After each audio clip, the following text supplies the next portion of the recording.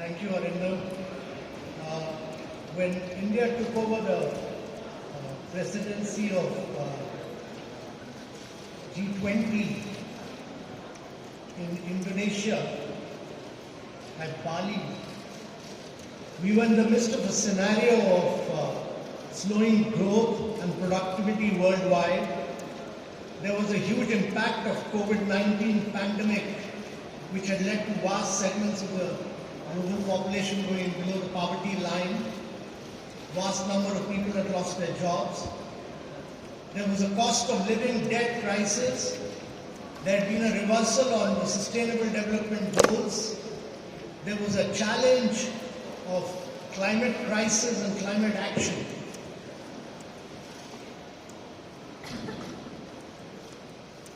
At that point,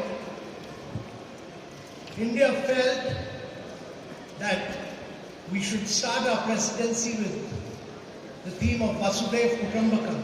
That is, the world is one family.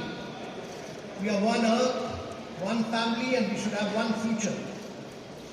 And the Prime Minister, who's the leader of G20 from India, and I act as his Sherpa, he said that our presidency, India's presidency, should actually be inclusive, it should be ambitious, it should be decisive, and it should be action-oriented.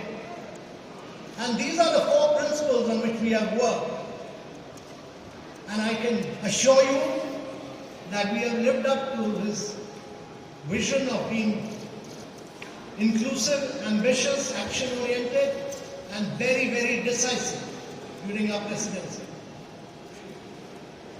During this presidency, we had some broad priorities with which we started. And these priorities were very critical for the global world.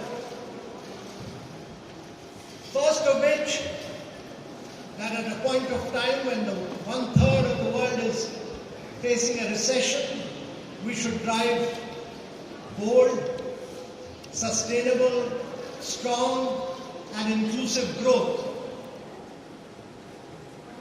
The second key priority for us was to have accelerated sustainable development goals, because only 12 of the 169 SDGs are on track, and we are way behind the schedule. We are midway at the 2030 action point, but we are way behind, and therefore accelerating SDGs, improving learning outcomes, health outcomes, nutrition, all these were very critical for India's presidency. Thirdly, we wanted the world to take the lead on green development in the context of climate action and climate finance. And there were several components of this which we wanted to drive, and therefore green development, climate action, climate finance was our third priority. And because both SDGs and climate action require finance, particularly for developing and emerging markets in the global south, it was critical that we focus on multilateral institutions of the 21st century, how to redesign and reform them. And our view was that global south, developing countries, emerging markets, which has been a very, very key component of India's presidency, must be able to get long-term financing and must be able to use new instruments for financing to drive both SDG and climate finance. So, the fifth priority of India's presidency was that we must have technological development and digital public infrastructure. Because if we have to lift vast segments of the population, if we have to make a difference to the global south, technology will be the key driver. And Most of the innovations in the world have come from the big tech in the West, and even in China they've come from big tech. But India has created a very unique model of digital public infrastructure, which is open source, open API, is interoperable, and has enabled digital identity for every citizen, has enabled bank account for every citizen, has enabled everyone to do fast payments, has enabled everyone to improve learning outcomes and health outcomes. And during the COVID, we were able to do 2.2 billion COVID vaccinations. And therefore, technological development and how to use digital public infrastructure to drive growth, when 4 billion people of the world do not have digital identity, about 3 billion people do not have bank accounts, and over 133 countries do not have fast payments. That was critical from India's priorities perspective. And the last key priority which the Prime Minister elucidated and which he felt very strongly about was women-led development, to bring women-led development, to bring women empowerment and gender equality. So these have been the 6 key priorities of India on which we have worked. We started our presidency on which the Foreign Secretary will talk about, with the meeting of the Voice of the Global South. We got the perspective of 125 leaders, and then we remained focused on the perspective of the Global South and the requirements of the developing countries. And the New Delhi Leaders' Declaration, which many of you will see post the summit, you will see it as a voice of the Global South and the developing countries.